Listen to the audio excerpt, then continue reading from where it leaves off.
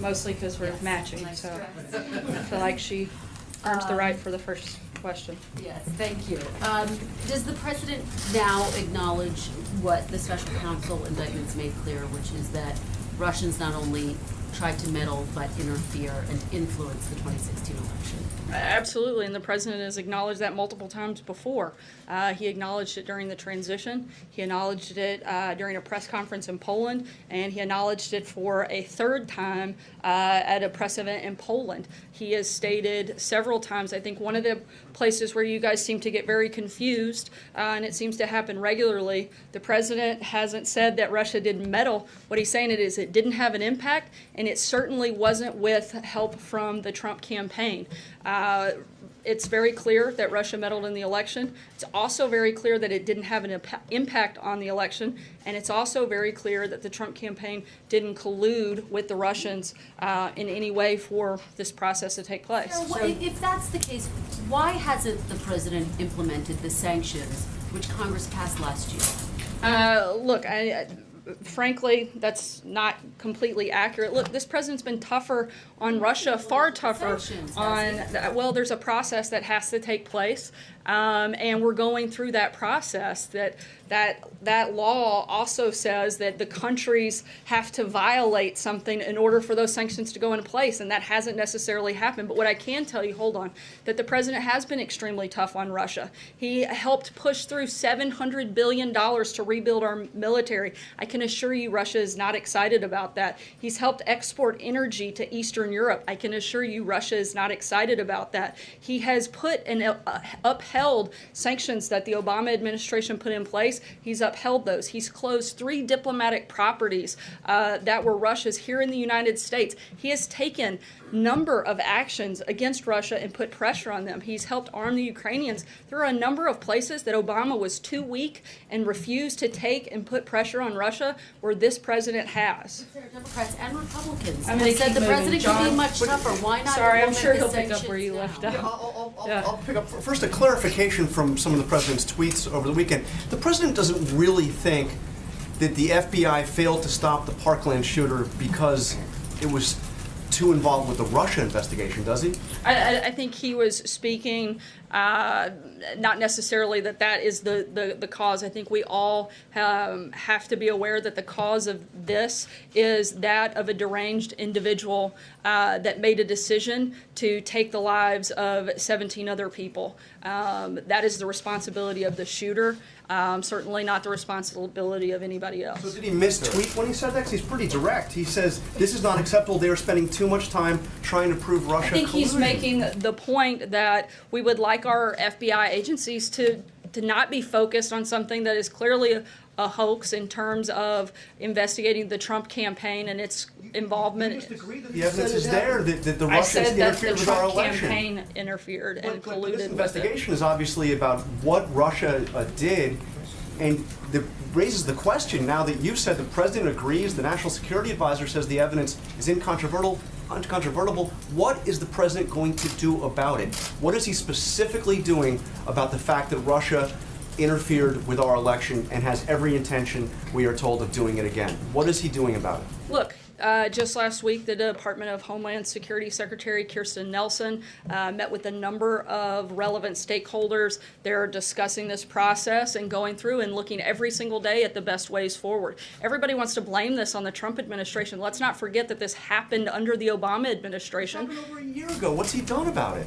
We have spent a lot of time working on cybersecurity, focusing on protecting the fairness on our elections. And as I just said, the Department of Homeland Security met with state and local officials just over the last several weeks, along with election vendors to make sure that our election system is secure. Last week, they met with state and private officials on how best to secure the election system from foreign interference. We're not the only targets of foreign interference, and we're working with our allies on the daily basis to make sure that we're following best practices. This has been a topic of conversation with multiple foreign heads of state. President Trump and the administration have made it clear clear that interference in our elections will have consequences, and we're going to continue to impose consequences in response to Russian cyber attacks. Just last week, we called out Russia by name. It was one of the first times that you've seen something like that take place. We're going to continue doing things like that. The president hasn't criticized Vladimir Putin about this. He hasn't even called out Putin. He criticized Obama. He criticized the FBI. He didn't even criticize Vladimir Putin. He has been tougher on Russia in the first year than Obama was in 8 years combined. He's imposed sanctions. He's taken away properties. He's rebuilt our military. He has done a number of things to put pressure on Russia and to be tough on Russia. Just last week, there was an incident that'll be reported in the coming days in another way that this president was tough on Russia. Sarah. Last week, the Florida Governor Rick Scott called for the FBI director's resignation. The governor and the president were together over the weekend or last week. Did Governor Scott talk to him about that? But more importantly, what does the president think? He obviously tweeted about this, but what does he think about the directors?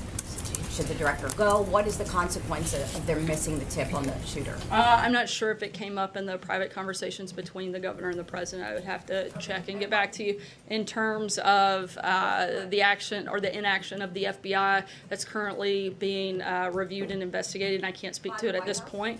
I believe it's internally, and at this point there's not a lot I can say, but I do feel and I believe that we're looking at what action could be taken and certainly what actions can be taken to prevent that. In the director?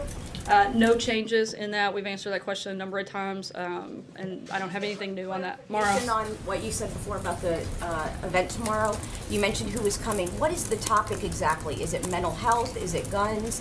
What are they going to be talking about with the parents and the students in the... I think it's a wide range of issues. You have a number of people that have unfortunately been through a horrific tragedy like the one that we saw in Parkland, Florida last week, as well as some that hope they never have to go through that. We'll have a number of parents and teachers and students from schools in the local area as well. And this is a listening session to see what can be done better, what the actual concerns of the students are, what they would like to see. One of the things that the president wants to do is make sure that he sits down with a number of people from across all fronts. Unfortunately, when horrific tragedies like this happen, everybody wants a quick and a simple answer, but there isn't one. There's not a quick and there's not a simple answer, but we want to make sure that we're addressing the problem, and we want to make sure that we're meeting and talking with as many people that not only are affected but that play a role in this process as possible. That's why he's sitting down with the parents, the teachers, the students, and then he's going to sit down with state and local law enforcement officials, and then he's going to sit down with the nation's governors and bring all those conversations together and look for the best path forward and make sure we're doing everything we can within every capacity from the state, local, and federal level to make sure incidences like this don't happen again. Thank you, Sarah.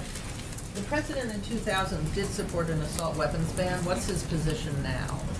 Look, Is he open to reinstating the ban? I don't have any specific announcements, but we haven't closed the door on any front. Again, that's what the next several days and weeks will be, to have conversations and to see what this process looks like and to see what areas we can help make changes to and in what places that we can do better. Specifically, I know background checks are something that the president's supportive of, making more efficient and looking at better ways to improve that process. And we're going to continue to look at a number of other factors as well. Sean? Thanks a lot, Sarah. In the aftermath of the indictment, which was handed down by Special Counsel Bob Mueller's office on Friday, the president tweeted quite a bit, and tweeted quite a bit over the weekend. He was critical of the FBI.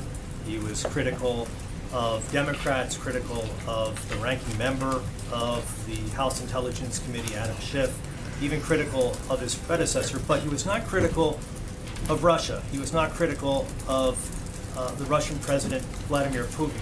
I didn't get a sense of outrage in what the president put out there in his tweets, that he's angered that another country, Russia, tried to interfere in the U.S. presidential election. He actually called out Russia by name in his official statement that went out shortly after those indictments came down. He called them bad actors and specifically called out Russia. It was the only individual in that statement. That was the first reaction of the president. So I would disagree with the premise of your question. He's also, again, been extremely tough on Russia in a number of different ways, and we're going to continue to do that. Sarah, is he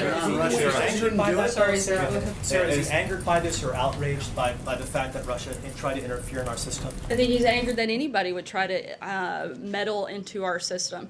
But again, I think it's important to remember that we are looking forward to on figuring out the best ways to make sure that doesn't happen again. Thanks, sir. If I could indulge you with 3 questions, we got a lot of housekeeping to do. First, you mentioned the president's supporter of background checks. The House passed bill includes concealed carry reciprocity. Is that a provision the president would consider after this tragedy?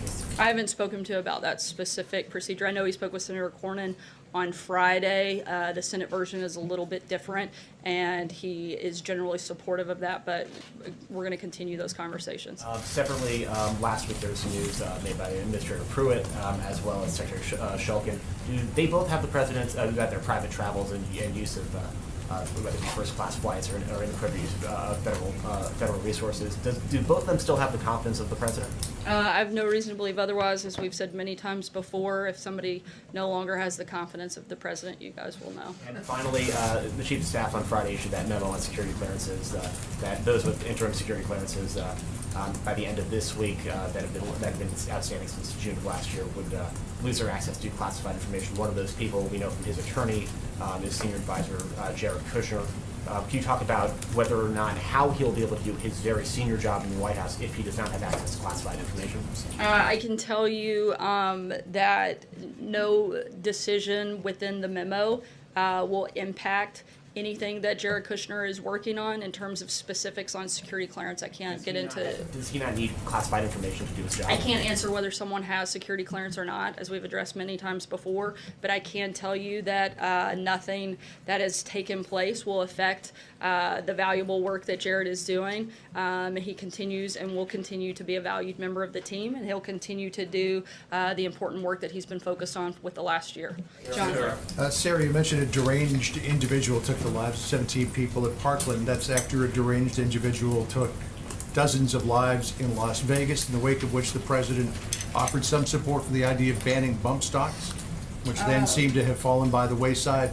It was preceded by a deranged individual snuffing out the lives of nearly an entire classroom at Sandy Hook, et cetera, et cetera, et cetera. Other than supporting a bill that would encourage state and federal government agencies to do what they're supposed to do, does the president have any ideas at all on how to address this, or is he starting from scratch? I can tell you that the president supports not having the use of bump stocks, and that we expect further action on that in the coming days. He ordered the Department of Justice and the ATF to review the regulation of bump stocks. My understanding is that review has been completed and movement will take place on that shortly. But the president, when it comes to that, is committed to ensuring that those devices are. Well, again, I'm not going to get ahead of the announcement, but I can tell you that the president doesn't support the use of those accessories. And on the broader problem of deranged individuals getting hold of weapons and killing people indiscriminately, does he have any ideas on how to deal with this? Well, look, we're having, again, that's part of a lot of the conversations that we're going to have over the next Suggest he started from scratch here. On mental illness. If he has to listen to a bunch of people, No, and he he's- doesn't have any ideas of his own, that would suggest that he doesn't have any ideas. It's not what I said. You're taking my words out of context. Could you explain? Well, I was trying to before you interrupted me. But the president is very focused on mental illness, working with the Health and Human Services Department to determine the best path forward on that and what is available and allowed under the law. Certainly something that we take very seriously and something that we want to address, and that we're working hand in hand with both the federal government as well as state and local law enforcement officials on what we legally can do. Unfortunately, we can't just flip a switch, but there is a process. We are a law and order country, and the president is trying to do everything that he can under his capacity to address these concerns, and certainly when it comes to mental illness. Julie? Can you take one question from Jared Kushner? Would the president consider granting Mr. Kushner a full clearance even if the red flags in his background check suggested otherwise? First of all, I'm not aware of any red flags, and I think it's irresponsible to suggest that without having seen any individual's file.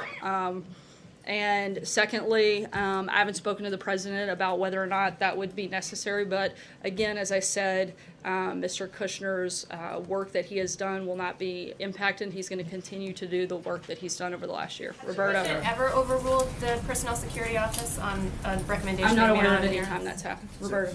Former Speaker Gingrich has put forward a proposal that he's sort of promoting quite a bit about training more teachers and administrators to use firearms and having more people with firearms in schools. I'm wondering if that's in the range of ideas that the president is open to, and if you can explain a little bit more about how the White House is going to run this process in terms of taking in ideas from everybody and having these listening sessions. I haven't spoken with him about Speaker Gingrich's plan, so I'll have to get back to you on that front. Over the next several days and weeks, how we'll run that process is take in a lot of information from individuals that have been affected, specifically by school shootings, as well as those that hope they never have to be in that same situation, and talking to state and local law enforcement officials, state and local elected officials on what we're legally allowed to do and what areas that we feel like we can help move that forward. David? What does the president think about Secretary Shulkin's handling of his travel, the Wimbledon tickets and all of that thing? What did Trump think about that? Look, this is still has I think there's a 97-page Inspector General report, and until that there's a secondary review that takes place, and until that's completed, I can't comment any further on. I'll take one last question, Pamela. Does the president believe there should be an age limit for those who buy an AR-15? As you know, the shooter in Florida was a teenager when he first bought an AR-15. I know there are currently laws in place in certain states that restrict that in terms of whether or not we make that federal policy. That hasn't yet been determined. But that's something Is that something that I think that's certainly something that's on the table for us to discuss and that we expect to come up over the next couple of And let me weeks. just ask you, over the weekend he tweeted about his National Security Advisor, H.R. McMaster, suggesting that he seemed to forget to say that Russia didn't impact the outcome of the election. Has he spoken to him since, and does he still have confidence in him to do his job? He still has confidence in General McMaster. I spoke to him specifically about that answer. He said that he liked the general's answer, but just thought that little addendum would be helpful to add. Thanks so much, guys.